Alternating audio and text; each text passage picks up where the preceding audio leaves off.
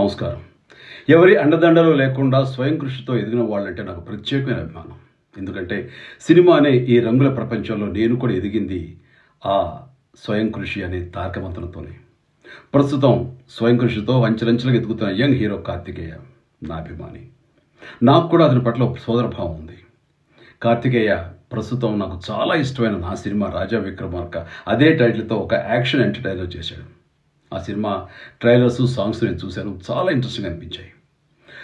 కొత్త వాళ్ళు ఏమాత్రం కొత్తగా ఏమాత్రం వైవిధ్యంగా చేసినా ముచ్చట పడిపోవటం, మురిసిపోవటం, ప్రోత్సహించడం నాకున్న బలమైన బలహీనత.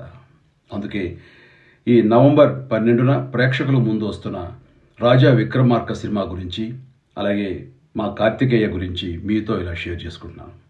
కార్తికేయకు, దర్శకుడు సారిపల్లికి, నిర్మాతలతో పాటు రాజా విక్రమార్క యూనిట్ మొత్తానికి నా అభినందనలు, శుభాకాంక్షలు. All the very best. God bless.